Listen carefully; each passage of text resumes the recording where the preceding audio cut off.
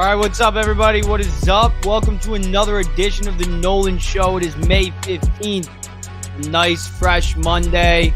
Fresh off a weekend of disappointment. The Mets are in a rut. The Knicks, the season is over as they got eliminated by the Miami Heat this past weekend in Game 6. Sorry, Knicks fans. I'm sorry. Julius Randle, what are we going to do with him? I don't know. We're going to be talking a lot about the Knicks. A lot about the Knicks. This Wednesday, I got a special guest as well joining me. Eli from the Eli and Pat Show on Plattsburgh State TV will be joining me. We'll be discussing all things New York Jets and New York Giants. Make sure to join us this Wednesday at 9 o'clock. And in about 5 minutes, yes, the New York Mets. We are going to be talking about them, taking a deep dive into what the hell is going on with this whole entire team. Because quite frankly, I know I'm known as the Lindor hater, but I'm an everyone hater right now on this New York Mets roster. Besides the kids. And Ronnie Mauricio, going to be talking about him too. Amish Country Met is going to be joining me in a few moments. We're going to be talking about the Mets and, of course, Buck Showalter. And, if you haven't seen his Buck Showalter skit, make sure to go check that out because it was actually pretty funny. It was slap ass. It's a pretty funny skit, his most latest skit. This whole entire New York sports, quite frankly, it's hitting the fan. You know what I mean? It's hitting the fan. A few weeks ago, we were talking about this Knicks team potentially going to the Eastern Conference Finals. The Aaron Rodgers saga, joining the Jets.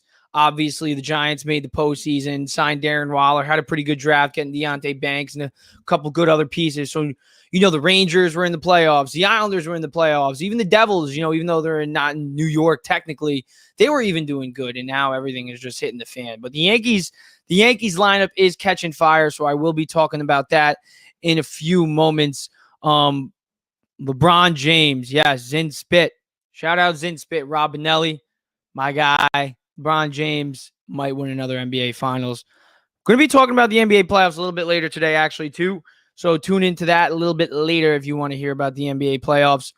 But let's talk about this New York Mets team. I'm going to have Amish Country Met join me in a few moments. When she pops in the studio, I'm going to pop him in, and then we'll take a deep dive into these Mets problems because, quite frankly, there's a lot of them. There is a lot of them. 20-22, obviously a 10-3 loss today is not pretty. Not pretty at all. So let me pop up the overlay real quick. Yes, right here. I was listening to the Shea Bridge show. Hating New York Mets. Make sure you give him a quick follow. Another good Mets content creator. He brought up a good point. This Mets lineup doesn't have home run hitters. We don't have home run hitters right now, and the only two guys that can drive the ball out of the ballpark are Lindor and Alonso. And right now, Lindor and Alonso, their bats are silent. Vogelback, obviously, is not a 20-plus home run guy that I thought he would, and a few other Mets fans thought he could possibly provide for us. Right-handed side of the Eduardo Escobar actually has been playing very well. I put out a tweet earlier today. He's batting well over 300 since Brett Beatty has been called up. So that role switch has benefited not only Beatty and this Mets team, but it's benefited Eduardo Escobar. But quite frankly, this Mets lineup needs more. And joining me right now is Amish Country Met. What is up, Nelson? What is up? Let me pop you in on the screen real quick.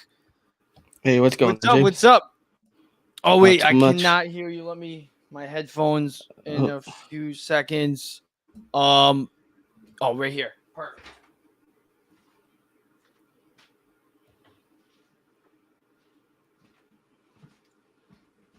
Sorry, I'm having some technical difficulties, but I am popping in my audio right now. But Nelson, man, the Mets, they have sucked. So while I cannot hear you, if you want to give your viewers my viewers a little bit of the breakdown of today's matchup, what do you think went wrong ultimately in this 10-3 loss? This little post game. What do you think about this?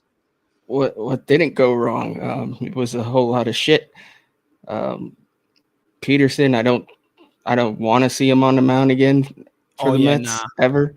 He stinks. I was talking to our buddy Chris before the game, and he had a live going on, and I'm like, Peterson sucks, man. Like, I wasn't expecting anything.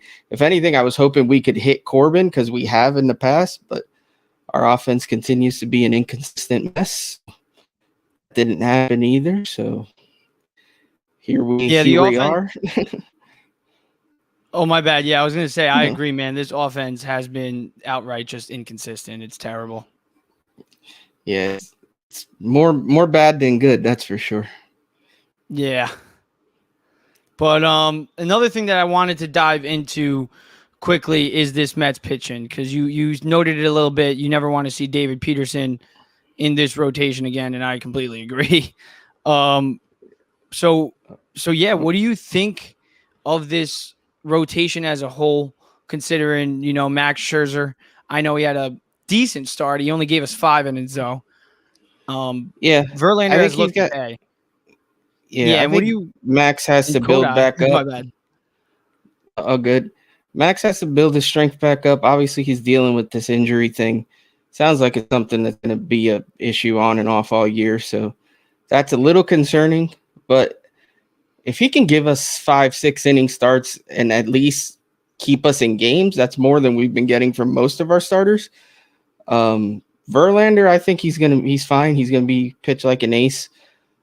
Kodai, he's consistent right now, man. At times he looks lights out, but he walks the ballpark, which isn't good. But I trust him more. I mean, those three I think can carry us a little bit. It's the problem is what's behind them. So, I mean, Peterson needs to go. I can't hear you. Yeah, my bad. I'm just having a little technical difficulties, all these new cameras and stuff. But yeah, I completely agree. This rotation is in shambles after the first 3. But yeah, Peterson, who do you think is potentially a replacement that we could look into for David Peterson? I mean, it's going to be Cookie. Yeah, coming up. Whether Cookie or not is decent or not. I mean, last year he pitched all right, but starting off this year, he looked like crap. You could argue maybe he was hurt the whole time. I hope so, because if not, it's not going to be any better than Peterson. He's shown how bad he can be. So McGill is very hit or miss. He's better than Peterson, but he's still not that good. I mean, what do we got? We got Brito back there. Lucchesi has shown. I mean, he had a couple good starts, but his stuff is weak. Major league hitters, they see it enough, they're going to hit it. We got that guy Valens in Double-A, but I mean, we won't even call up Vientos and Mauricio, so I don't know if we're going to make the jump with him, but he's looked lights out in Double-A pitching. So maybe and you give him a shot at some point.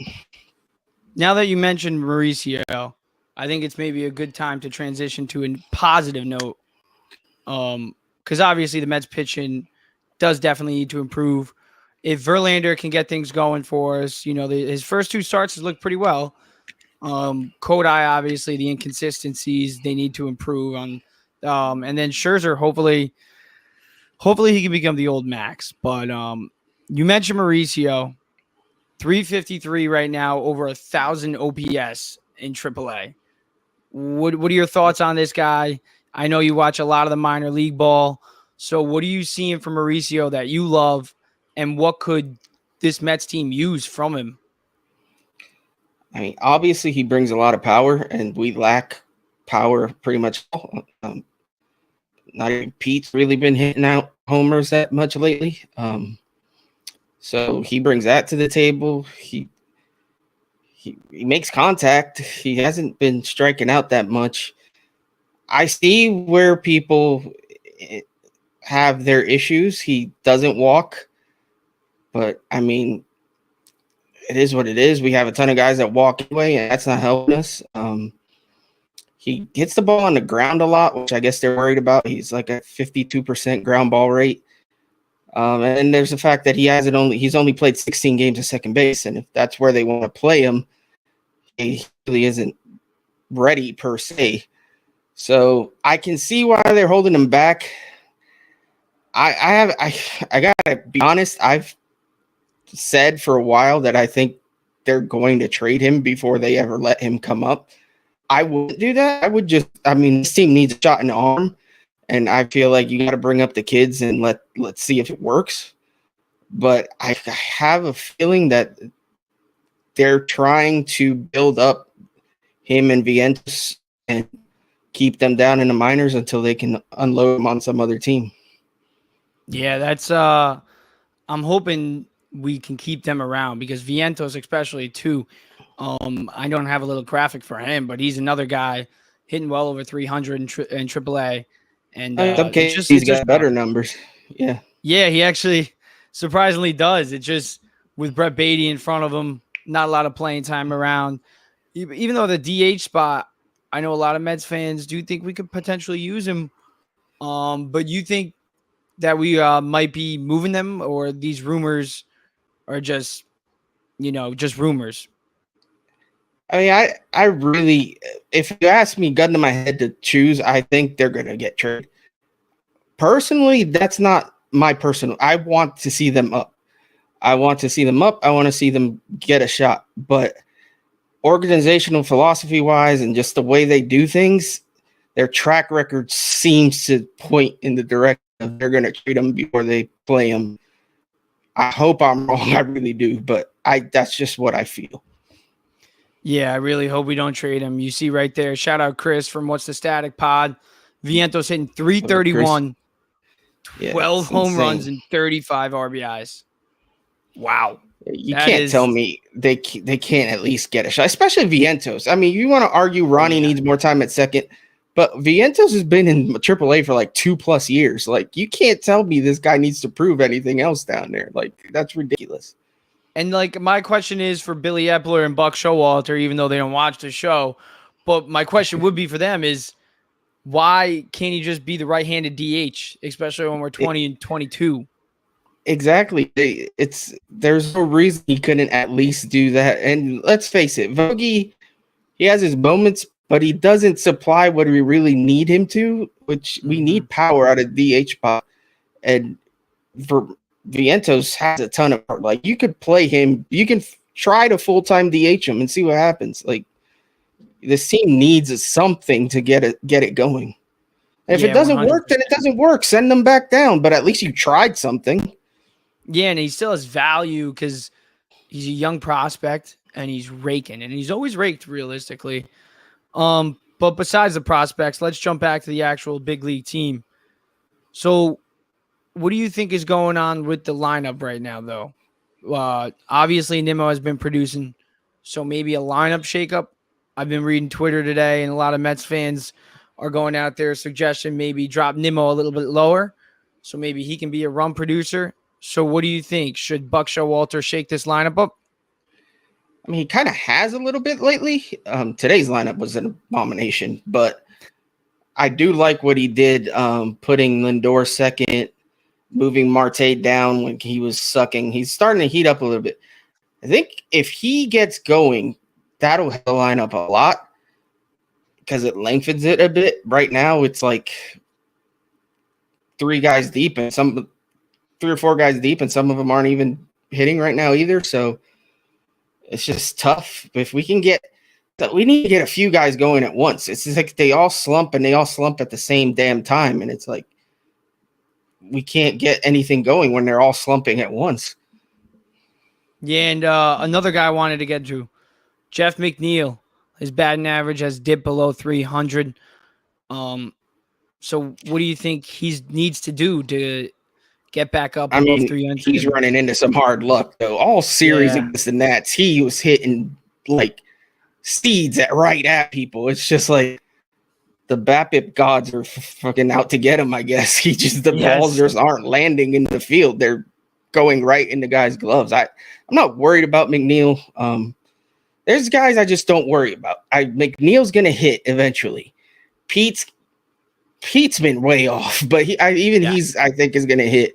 Lindor, another guy. I mean, people like to attack him. He's a second half hitter. He always has been. His numbers last year, which he had a great year, if you ask me, were almost identical to what they are so far this year in May. So it's like he's going to get going. It's just right now, none of them are going. And if none of them are going, we're screwed. Yeah, none of them are going, definitely. Nimmo is, which is nice. Yeah, Nimmo's been consistent pretty much. Yeah. He's the only one that gets no shade. Yeah. I mean, he's hitting well over 300 right now, 800 OPS from your starting center fielder. That's great. But two guys I want to dive into, Pete Alonso and Lindor. I know you mentioned them, but one stat I was looking at today is Lindor's stats when he starts the count: 0-1, 152 batting average, only one home run, 437 OPS. When he starts the count 1-0, completely different hitter, 278 batting average, over 1,000 OPS, and then 4 home runs. So Lindor, I think that's something you'd find across.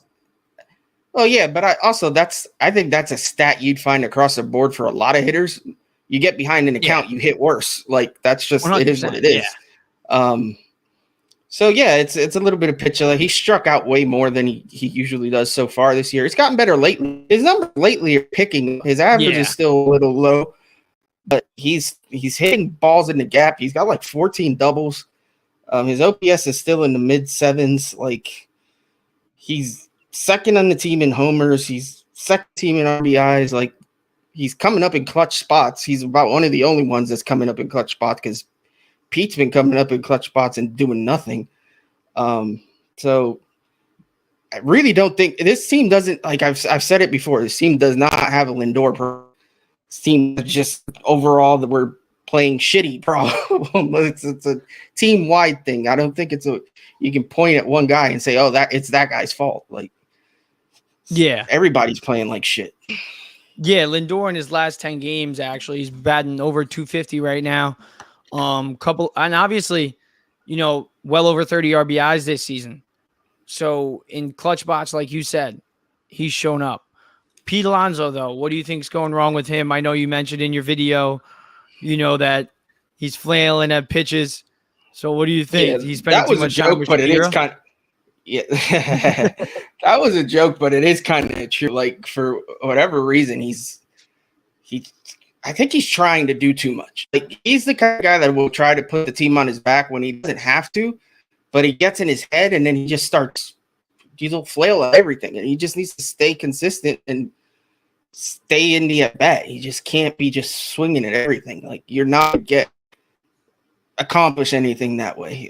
And they've stated, multiple players have stated this in interviews, that they are trying too hard. Like when they come up with guys with runners on base, instead of just like letting things come to them, they're trying to force something to happen. And it's like, that's never a good sign. Yeah, pulling too hard. I don't know what's going on with him, but he needs to definitely get out of the rut because the Mets could use it. Sitting at 20-22, I know it looks bad, 4th in the NL East, but there's still a lot of baseball left. We're only in May. So as we're entering the second half of May, what are the keys to a turnaround for the Mets to get things going and back in this playoff contention? I mean, simply put, we need our starters to give us a chance instead of falling behind. I mean, we've been behind in the first inning in like how many games? Like it's ridiculous. So we need our starters to give us a shot at least. And we need the offense to be more consistent. We can't have these guys just all pumping all the time. It's like we need at some point, some of these guys are going to have to get hot. And I think they will. It's their track record says it, but which a lot of people don't like to hear, but it's the truth. Like most of these guys are career, very good hitters. I mean, yeah, you got the guys in the bottom of the lineup who are pretty shit, but nothing we can do about those guys, the Canas of the world and Fam and guys like that are going to be what they are. That leads me into one of my last questions I want to ask you. The bottom of the lineup, what do you think the solution is for that? Do you think the kids, or do you think, I know I asked you about kids and the trade rumors.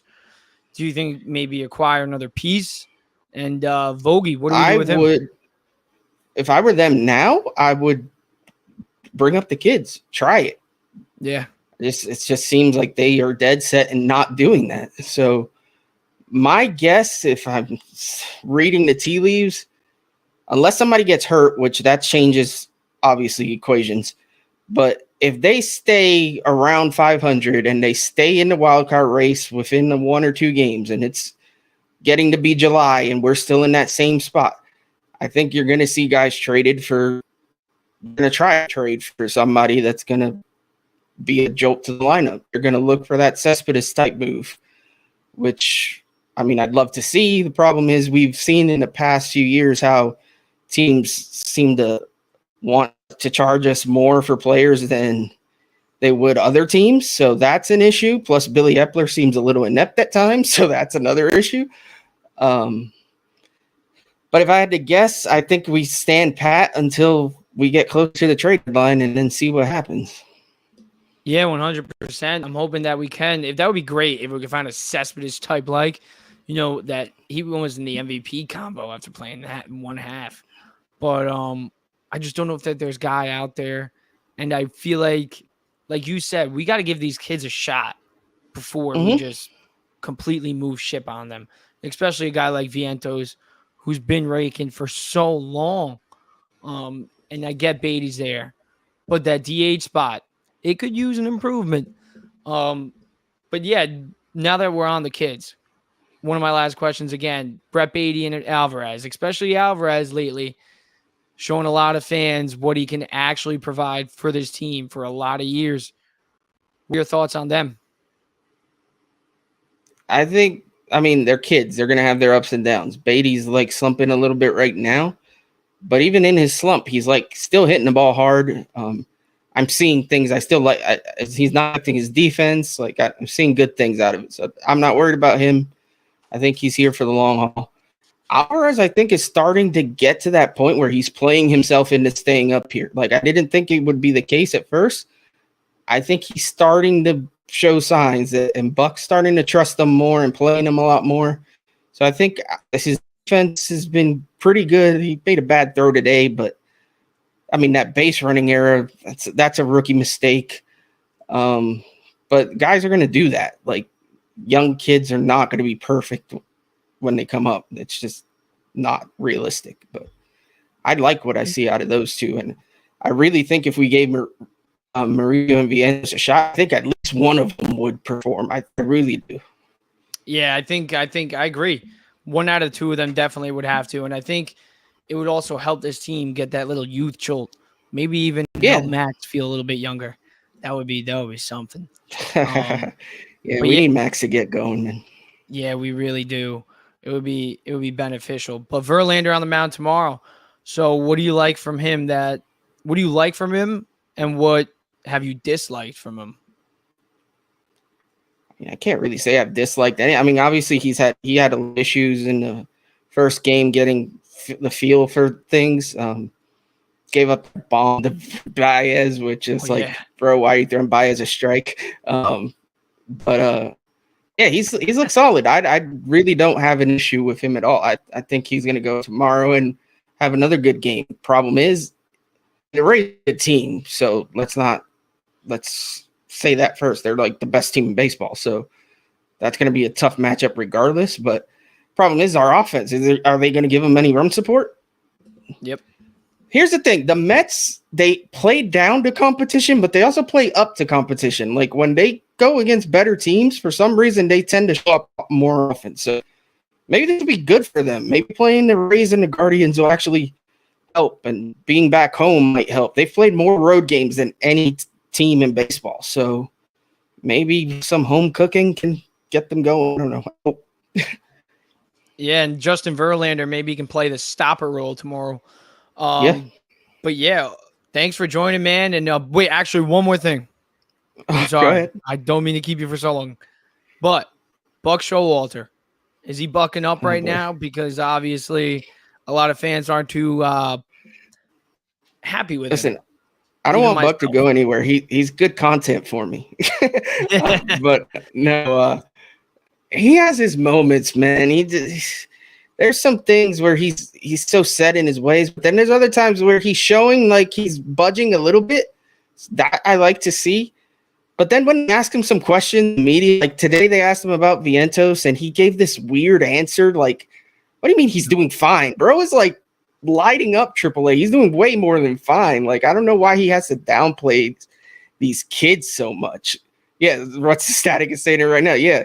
he asked him about Vientos, and it was just a weird answer. Like, I just stuff like that at times gets to me. It's like, just don't always shit on the kids. It's not necessary. Yeah, especially when those kids are raking, and the guys up here doing absolutely nothing. But yeah, again, thank you for joining, and you want to give yourself a little plug in on what you're doing this week with the content? Yeah, man. I mean, the usual. I've laid off. I usually do my Mets bet of the day. I've laid off a little bit because I've been doing pretty shitty on those. If I get things pop in my head, I'll do like little skits. That Buck skit that I did today. I do the daily recap of the night before, the morning after video. I just go with the flow, man. And sometimes if something gets to me that I see on Twitter, I'll just pop on and make like a little video. I think me and Chris are going to go live for post game at some point this week. So look for that. And yeah, man, follow me at Amish Mets Fan here on YouTube and at Amish Country Met on Twitter. So yeah, thanks for having me, bro. Yeah, 100%, man. I always love having you on. Always love talking to you, and always love getting your side on the Mets takes. Just because, well, one, you're one of the biggest Mets fans that I know, and one of the most smartest Mets fans, not only in Mets world but baseball world. You know a lot about the game, so I really appreciate you coming on, and the content you've been making. The camera you got. I'm not sure if that's a green screen behind you or a blue screen, but whatever it is, it's fire. It's really nice. I like the setup that you got. Appreciate it, bro. I wish you the best, man. All right, you too, brother. We'll definitely do some more stuff, man. Yes, sir. All right, man. Later. Everybody make sure you go give that Amish Country Met a quick follow.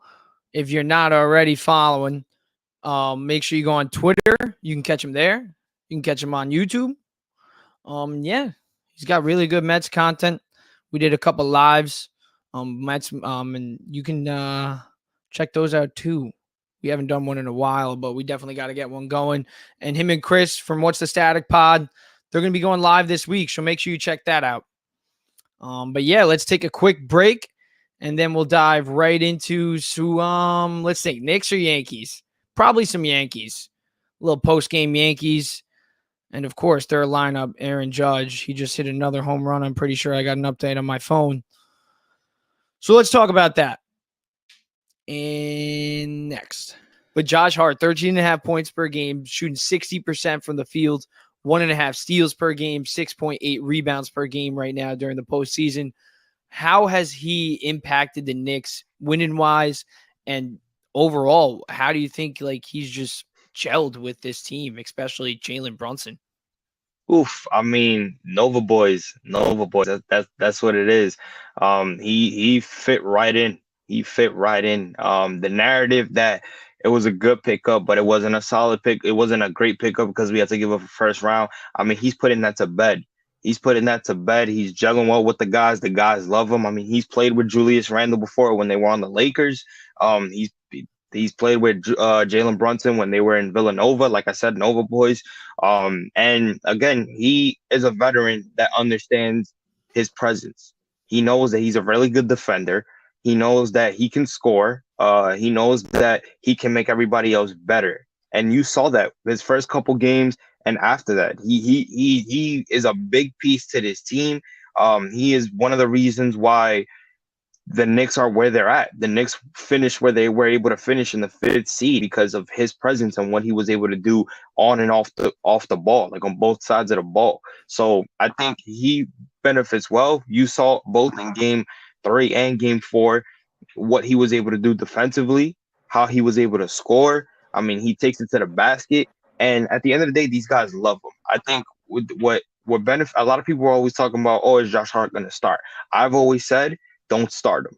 If he comes off the bench and he's a big bench piece, because we didn't have a bench piece like that, and he helps these young guys, it's going to work out. And you've seen that since he's been here in that trade.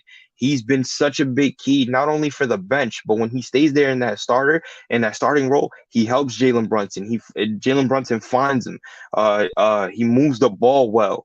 He goes after every offensive rebound and defensive rebound. Like, this kid is a juggernaut in the paint. So at the end of the day, he's been very, very, very helpful. He's been a big key to this team. I would not be surprised if the Knicks get him in the summer. They pick up his contract in the summer. And at the end of the day, like I said, he's going to be a very big key, especially now that if there's a possibility that Miami beats the Bucks and we end up, finishing this round with beating Cleveland and we play Miami, he is going to be a very big key in locking down Jimmy Butler. And I have confidence that he will, because of the fact that he's locked down a lot of key big players in his career. So I think, he's been a very, very good pickup, has surprised a lot of people. And there's nothing that I can say about him, about his game, about how he's gelled with the Knicks. He's been a perfect pickup for the Knicks. Yeah, I mean, that everything you're saying right there, I agree with 100%. Defensively, I think he provides so much, and then offensively, he's able to step in and provide a lot as well. Not every night is he going to drop 15 plus points, but you see it just in game 1 and game 2. He'll go off for 17 or 19. All right, we are back in the Yankees. Let's get right into it. They're up 7-1 right now. Judge is 2 for 2 today with 2 home runs, 3 RBIs. Anthony Rizzo continuing to rake as well. He only got 1 hit today, but he's been scorching hot, really. Get that batting average above 300 again. He's at 308 currently. Judge at 274. And then Anthony Volpe doing pretty good in that 7-hole now.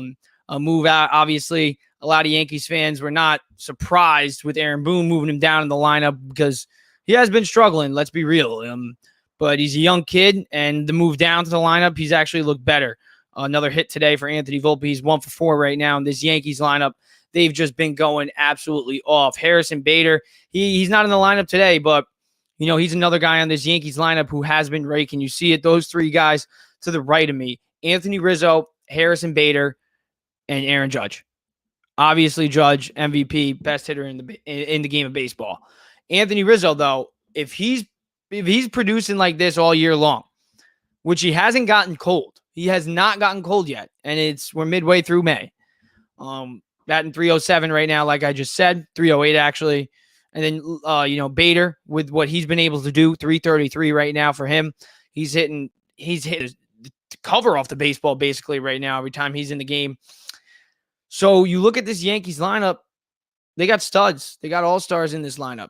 No other better way to put it. DJ LeMahieu, too, he's hitting over 275. I know that's not what DJ was a couple of years ago, but even if he can give you that much, this Yankees lineup, they're turning it around, and they're turning it around because of their offense.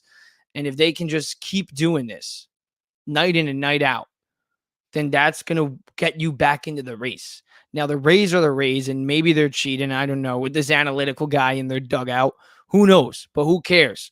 What the Yankees got to do is focus on the Yankees. And right now, they're doing pretty well. Obviously, they lost last night, but they also put up a lot of runs.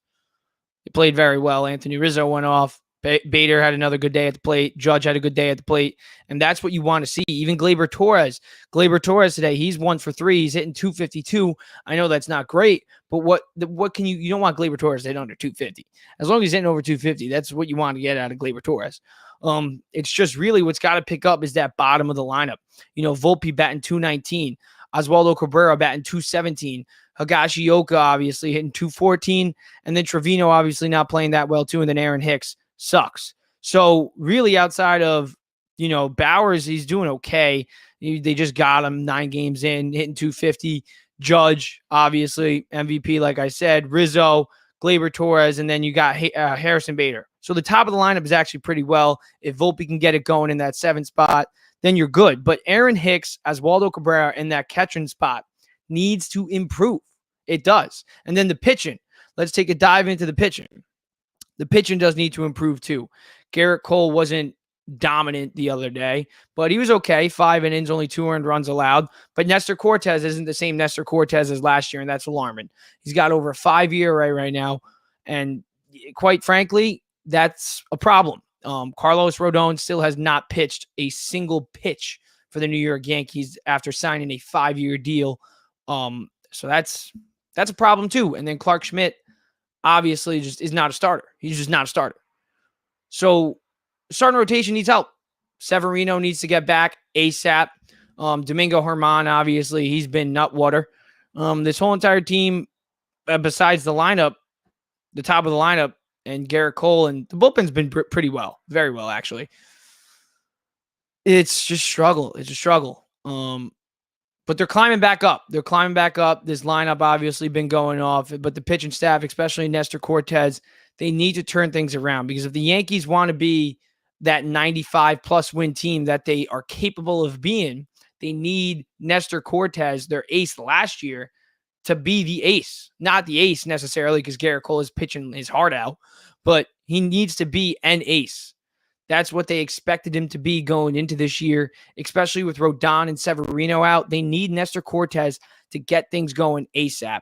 Obviously, his past couple starts haven't looked too bright, and it's going to start being alarming if he has another bad start. It is. We're in mid-May. It's not early season baseball anymore. You're starting to see what teams actually are. Now, yes, they can turn it around. Offensive players, they're capable of turning things around much better than pitchers. But, like I said, pitchers, it's alarming. Scherzer, it's the same thing. He's got to get things going. Nestor Cortes got to get things going, or we're going to start actually shooting the question out. Are these guys done? Not done, but are they not what they were last year? And that's a problem, because Nestor Cortes was a huge part of that 99-win season and that trip to the ALCS. Even though they got swept, he was a huge part of that run. And if they want to go anywhere in 2023, they're going to need Nestor Cortes to get things going, because they need pitching. Their strength going into this year, just like the Mets' strength was pitching, the Yankees' strength was pitching. They had a top 5 they were projected to have a top 5 rotation going into this year. Now, no Rodon, no Nestor Cortes, basically, because he's been dog water. And then obviously Severino hurt. So, and then you have to have guys like Clark Schmidt. He's terrible. There's no better way to put it. He let up like 7 runs the other night. So, a lot of question marks in the Yankees rotation. But this lineup, though, it's been scorching hot. Rizzo is no other better way to put it. He is a clear number 2 hitter. Like, not number 2 in the lineup, but number 2 guy in the lineup. And you got Judge as your number 1. And Harrison Bader, I'm not sure if he's going to be able to keep it up. But if he does, that's another plus for the Yankees. But even if he can stay above 265, that's huge. And the defense that he provides, the energy he provides in that dugout, really since he's came back, he's really lifted up this dugout. He embodies a New York player. That's why Yankees fans love Harrison Bader. Right now, Harrison Bader, like I said before, hitting 233 right now. Oh, 7-4. Did I jinx the Yankees? Jesus. I hope not. Honestly, I hope not. I want to see both the Mets and Yankees do well, because it would suck if they didn't. But 7-4 right now, bottom 8, 2 runners on, second and third. So the Blue Jays might, if they get a single, it's a 1-run ball game. Hit a home run. It's tied up. But I don't think they'll jinx it. I hope they don't. If they do, Judge will probably hit another home run. Yankees lineup scorching hot, but let's talk about what I really want to talk about, the New York Knicks. Knicks offseason. But before I do get into the Knicks offseason, I want to dive into, let's just go over what went wrong. What did go wrong? Well, for starters, Julius Randle, he went wrong. He sucked. He was terrible. He did not show up in any big-time game this postseason. How many good games did he have? How many good games did Julius Randle have? Maybe 2? He had a good first half, and then he went down with the injury in the round 1 against the Cavs. And then the second round, he didn't show up. He showed up, obviously, in game 5, when it was a no-pressure game at all. The Heat basically just gave that. They didn't even give that game away. It was still a hard fight, a hard-fought victory, yes. But no pressure on the Knicks to win that game. So, Randle is a question mark. Fans are right. Should we just give him away? No. Should we try to look for a trade package to potentially improve this roster and put them in a better position to move further in the playoffs? Because let's be real, he's a great regular season player. 25 a night, over 10 boards a night out of out of your power forward, that's very good production. 2-time All-NBA, 2-time All-Star in 4 seasons. He's done really well with this Knicks team during his tenure. But I think, is this Knicks team going to go anywhere further than what they did with Julius Randle on this roster? Because his energy is contagious. When he's playing high energetic basketball, playing physical, getting rebounds, moving the ball, then this team plays well. The young guys play much better. They play confident. But when he misses his shot and pouts, the 28-year-old Julius Randle pouts and walks back on defense. And then you see last night a 25-year-old Jason Tatum lift the Boston Celtics franchise up when he's only 25 years old. And that's what frustrates me. He had a bad night. He had a bad game 6. Terrible game 6, Jason Tatum had. But you know what he did? He still got the victory. Showed up when it mattered in crunch time. And in game 7, you know what he did? He wiped the floor. He showed up ready to play. Julius Randle, we all know, can play basketball. He can put the ball in the basket. He can get this team rebounds. He can put this team in a position to win. We all know that Julius Randle is he's an all-NBA power forward. We know this. And we've seen him play like this. And that's why Knicks fans get frustrated to the point where I know it's disrespectful. It's so disrespectful to tear a professional basketball player's poster down, especially after they had 2 All-NBA appearances and 2 All-Star appearances. But I get it. I see why it happens. New York fans overreact over everything. It shouldn't have happened 100%. But I know why fans are upset. Because it's not a talent thing. It's an effort thing. And when you don't show effort to New York fans, they're going to do that. I hate to say it, but they're going to do that. They're going to spray paint trade me on your face. Especially Knicks fans, the largest fan base in the world. So I love Julius Randle. And listen, I do not want to move on from him. I do not just want to give him away for a bag of rubber ducks. No. If we can get an enormous amount of picks, why not? If we can get a high leverage player that will help this team, why not? I don't see us getting another star for Julius Randle. And yes, I don't want to just dump him and move on from him.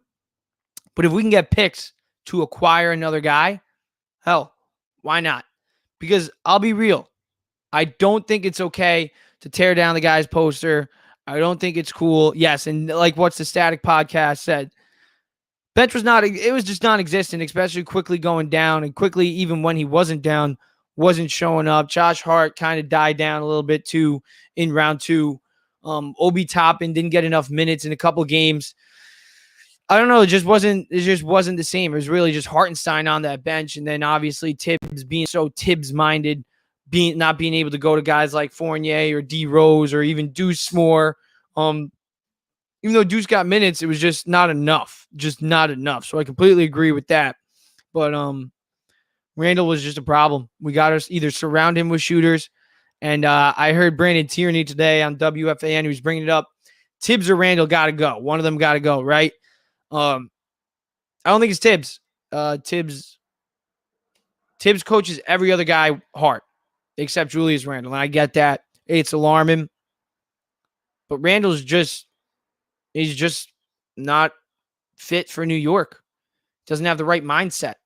He's not, you see him after games. I get it.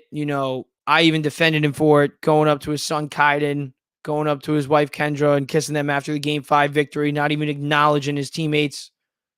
I'm defending him for it because he had a very good game, and I really don't care. We won. Why are we bashing the guy? But then you look at it from a blind view, now Knicks fan view, and you're like, it is a little weird. It is. You don't celebrate with your teammates after you go a 48-minute hard-fought victory. It's force another game to keep your season alive. It's weird. It is weird. I'm not going to lie. I'm not going to bash the guy for it, but I'm going to admit it's weird. What's going on with Julius Randle? I really don't know. If we can move him, though, Why not? Why not? If we can get a good enough package in return for Julius Randle, I think the Knicks should do it. Pull the trigger. His value is higher than it could ever be. Yes, he struggled in the playoffs, but he's still an all-NBA power forward. He still was a guy who averaged 25 a night and 10 rebounds a night. It's hard to find in the NBA. So you can get value for him. And we've seen this Knicks roster. Yes, I know it's going to be hard to replace 25 a night, but I think Obi, I'm not saying Obi's going to be the starting power forward next year if you just automatically move Randle, but Obi Toppin, I think, is a guy who could step into that power forward role, and you don't get a drop-off in production. You may get a drop-off in your power forward production, but not a drop-off in team production. I think he opens the floor. He spaces the floor out better. Now, if we do promote Obi into that power forward role, then yes, we need to find another backup power forward because we need that bench to still be a very good bench. Bench wins you games. You need a deep bench in the playoffs.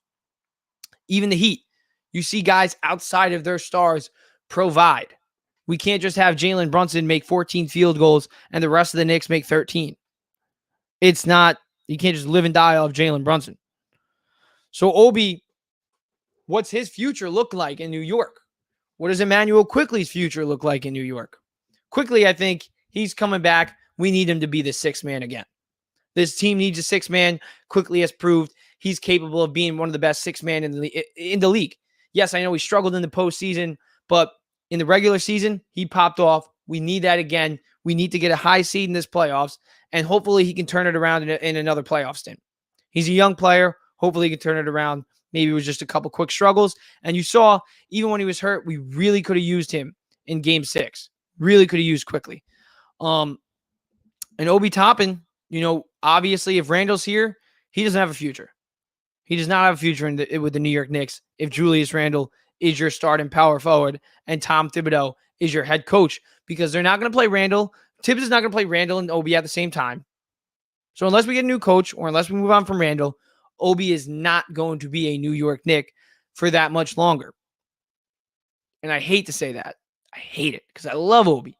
But that's why I'm also open to just moving Randle, because I think without Randle, this team is better. I think Jalen Brunson plays better without Randle. I think RJ Barrett plays better without Randle. I think the whole team plays better without Julius Randle jumping up in the air in the paint and then dishing it off to a quarterback handoff to Mitchell Robinson, or getting a lucky dish out pass to the corner to Quentin Grimes.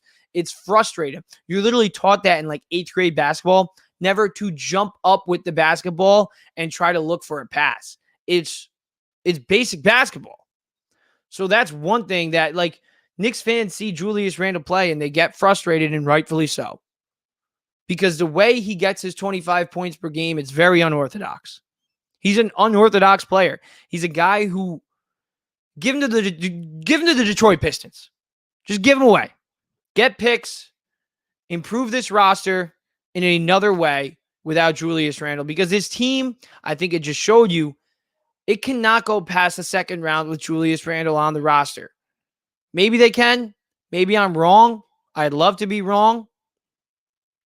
But after what I saw for a second time, after what I've seen for 4 straight years, when he puts his head down, and he's not a young player. He's 28 years old. You see RJ Barrett after what he says to the media. Good things. You see Julius Randle. Maybe they want him more. So you want it more, Randle. Run back on defense. Don't walk back. Don't put your head down. Don't pout. Literally the only guy that is allowed to not play defense on this Knicks roster was Julius Randle. It's ridiculous.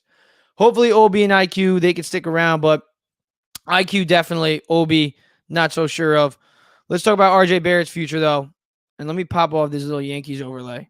RJ Barrett, is he coming back? I hope so. I get it. Game 6, he struggled. Kid's only 22 years old. I was going to say guy, it's a kid. He's still a kid. 22 years old, showed up in the playoffs, especially round 1. He was showing up in round 1, and that's what you want your 3rd overall pick to do. And honestly, look at Zion Williamson and Ja Morant. You look at Zion, never on the court. You look at John Morant, flashing gun in strip clubs every 2 weeks. You look at RJ Barrett on the floor every single night, giving it his all. Even when it's not falling for him, the shots aren't falling. You know what he's doing on the defensive end? He's giving it his all. He's giving it his all. The only time, and it sucked too, because in points of when he is going off, like he scored 26 points in one of the games in round 2, but they kept him off the floor. Why? Because Julius Randle and RJ Barrett don't do good on the court together. It's not RJ's fault. It's not. It's Randle's. Because Randle just likes to drive into the basket and jump in the air and try to Eli Manning hand off it or pass it out to the wing. It's just weird. It's unorthodox basketball. It doesn't work. RJ, though, I have a hard time seeing a 22-year-old player not improve. It's hard to see that. I get it. He's been here for what? 4 years now. So in 4 years, RJ Barrett has not made an all-star game yet. I get it. But he averaged 20 points per game last year, averaged 19.6 this year, with Brunson and Randle averaging over 24 each. I think he can be a really good third option on a winning team. I'm not saying he can be a number 2, but I think RJ Barrett can be a Knicks number 2 option. I mean, a number 3 option. I think what he showed you in the playoffs is that he can compete here. He wants to win here. He's a guy who can handle New York. He's a guy who can handle the media. He can handle the pressure. Now, just like every Knicks player needs help, RJ Barrett needs help. He's a guy, look, if we can get some more shooters, I think that's it. I think we win that Miami Heat series. I don't think we're as far away from the NBA Finals as people think. Because you look at the NBA, this year was wide open. We beat the Heat this year. We have a real shot at beating the Celtics. We do. We would. We have a very good matchup. Now, you take Randle off this team, you substitute him, let's say, with a Kyle Kuzma. Do Knicks fans like that? So let's talk about some rumors. Joel Embiid. I'm debunking it right now. We're not getting Joel Embiid. We are not getting Joel Embiid. We're not getting Giannis Antetokounmpo. If anything, we're going to trade for Damian Lillard, the whole entire team, the whole entire farm system. Or we get like a guy like Kyle Kuzma, who I think would help. But Josh Hart needs to come back because he's a good bench piece. Emmanuel quickly needs to come back. I think Obi Toppin should stay. I would love to see Randle go and let's get another number 2. Because we know Jalen Brunson is a great number 1 option. We know RJ Barrett can be a very good number 3 option. I get it. He's inconsistent. But let's be real. Your number 3, at times, he's going to be inconsistent. And he's 22 years old. Consistency will come. He shot 49% on his 2-point shots this year. That's a career high from him. The 3-point shots will fall. And you look at DeMar DeRozan, he's a guy who lives off the mid-range and 2-point shots. So if RJ Barrett can, I'm not going to say he's going to be DeMar DeRozan, but can he kind of develop into something like that? Maybe. I don't know. He can be a good number 3 option, though. Just find another number 2. Jalen Brunson is a number 1. Julius Randle is a number 1 on a really bad team. That's what he is. Give him to the OKC Thunder and let him play with the young kids. Or, I don't know. Just do not, because his energy is contagious to this basketball team. And you cannot have, especially, like maybe Quentin Grimes can develop in that number 2. Maybe that's a guy who maybe you give him a couple more shots, tell him to shoot 5+ threes a game, tell him to take 10+ shots a game. Maybe he's a guy who can get you 20+ points a game. Maybe he's a guy who can get you 15 to 20 points. I really think he could. On the defensive end, Grimes is outstanding. Just on the offensive end, he does. Oh yes, give me Kyle Kuzma on the Knicks. That would be. I really would love Kuzma on the Knicks. He's a guy. Obviously, when he was at the Lakers, he got clowned because he's Kyle Kuzma and he had his moments. But even when he was with the Lakers, he had his good moments too, and that's why the Wizards traded for him. And it's worked out well for them. Obviously, he's a free agent this year, so maybe the Knicks can try to get him, snag him. that would be move on from Randall. That's a very good replacement. And he's young, high energy player. Maybe he's a guy who, he dresses like his, I'm not going to say his fits are nice, but his fits aren't the best. Let's be real. So that would fit right in New York because everybody in New York tries to dress up to show off and post it on their Instagram. Sometimes basketball players are more worried about posting their pregame outfits than actually putting the ball in the basket. But yeah, I think Kuzma would also open the floor for Obi more. I think you could, Kuzma's a guy who's not going to be like, give me 40 minutes a night and give me the ball 25 times a night. So it also open the floor for Obi more. Give Obi a chance to stay. So I love the idea of Kuzma on the Knicks. I really do. I think if there's one guy, the realistic target for the Knicks, I think it is Kyle Kuzma.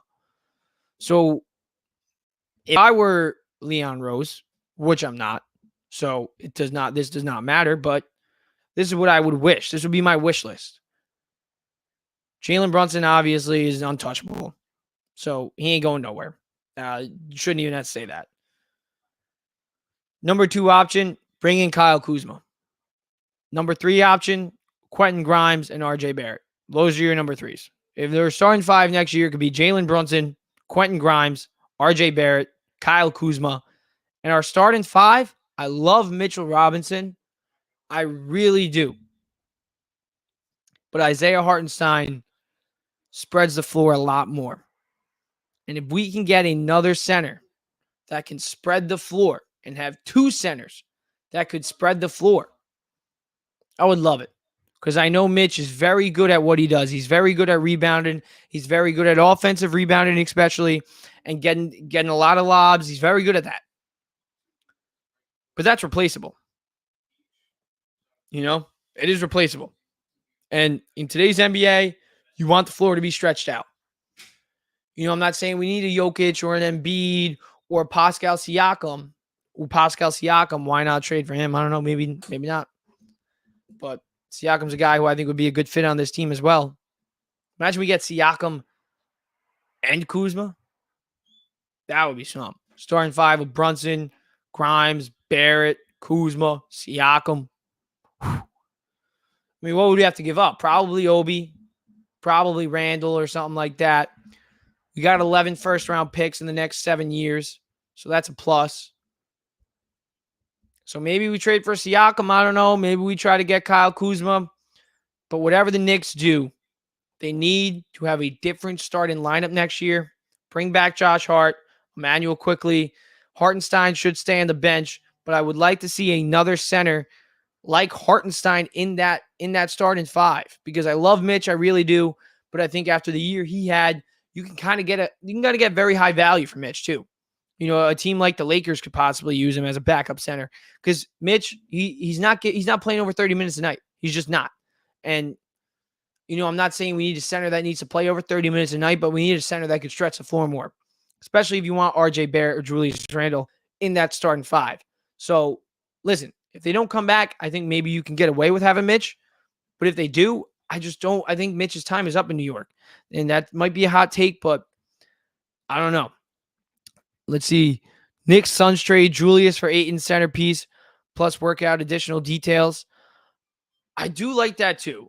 Julius Randle for DeAndre Ayton, but at the same time, DeAndre Ayton, we've seen it too, even with the Phoenix Suns. He's kind of got an attitude problem too. There's some people like Stephen A., he's saying he cost Monty Williams his job. So, and he's a guy too, you saw him, he wants to demand the basketball a lot, especially when Chris Paul, Devin Booker, and KD are on your team. You're like, dude, what? So I love DeAndre Ayton, but Chris, I might disagree with you here just because I feel like I just want somebody who's calm-minded, if that makes sense. Somebody who's, you're not going to have any off-the-court issues. Because Randall, I feel like a lot of off-the-court issues, even on-the-court issues at times, happen with Julius Randle. And I think that's at times what caused this Knicks team to derail because it's contagious. It really is. And, I would hate to see that happen again. That's why a guy like Karl Anthony Towns, I mentioned maybe get Cat, a couple weeks ago. But Cat, he's a guy, injury history. Even Chris Middleton, he was being mentioned a little bit. I would love to see him as a 3-point shooter. on this team. Very good wing, but injury history north of 30 now. So that's another question mark. I really do love Kuzma, though. I do love Kuzma. I love the idea of Kyle Kuzma on this team. And that would mean Julius Randle is not on this team. So a lot of Knicks fans would like that. But, yeah, drop in the comments what you guys think Julius Randle's future is looking like. Do you think he's done in New York? Do you think Leon Rose is going to pull the trigger after a 25? Listen, he had an outstanding season. Outstanding season. But for the second time, he didn't show up in the postseason. It's not like Emmanuel Quickly when he's not like RJ Barrett where he's under 25 years old. He's 28 years old. He's not a young player. He's in the prime of his career.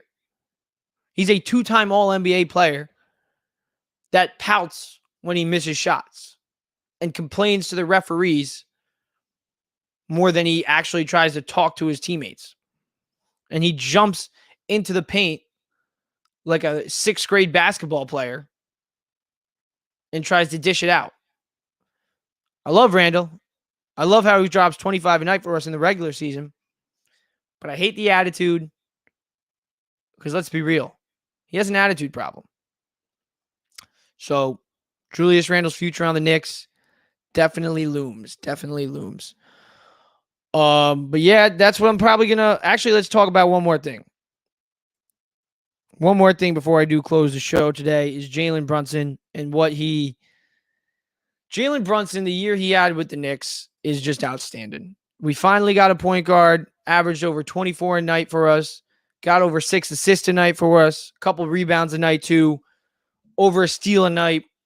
So obviously he's small and the concerns are defense. He was not a defensive liability like Kemba Walker was or Derrick Rose was. So that's a plus.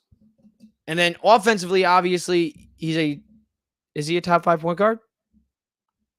Maybe.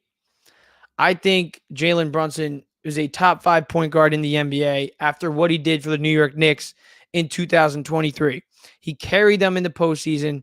Let's be real. What he did in Game 6 and Game 5 and 6, it's historic. Even though they lost Game 6, he still put up 40-plus points.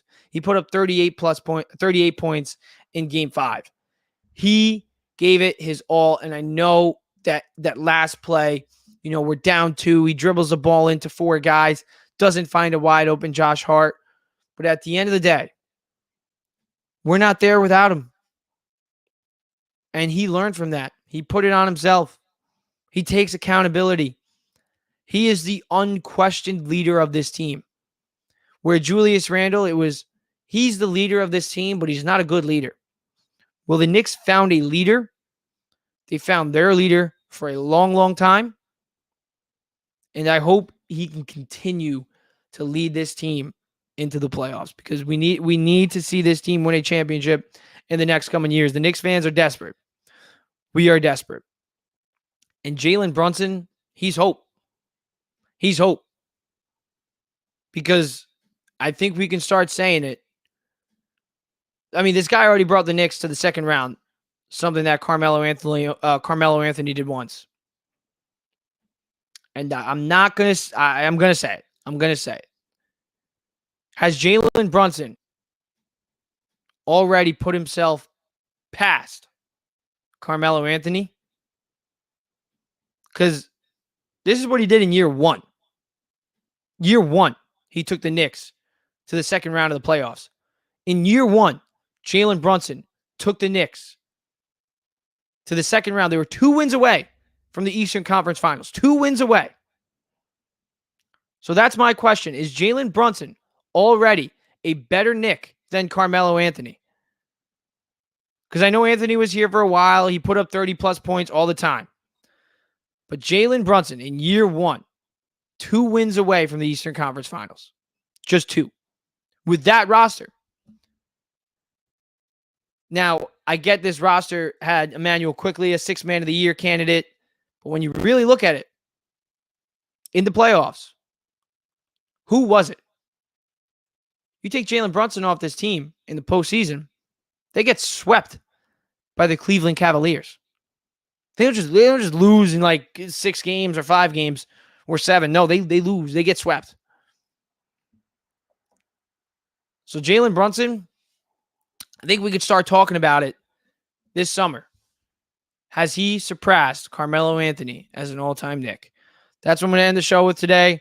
Going to start the show with it next on Wednesday. Obviously, Wednesday, make sure you tune in. Going to have Eli from the Eli and Pat show on. We're going to be talking about some stuff. Jones, Garrett Wilson, Darren Waller, Deontay Banks, Sauce Gardner. We're going to be doing Quentin Williams, Dexter Lawrence comparisons. We're going to be having a lot of fun with some New York football topics this Wednesday. So make sure you tune in 9 o'clock and talking all things New York sports. Hopefully the Mets turn things around. Justin Verlander can play stopper. The Yankees, let's see. Let's get a quick checkup on what they finished the game with.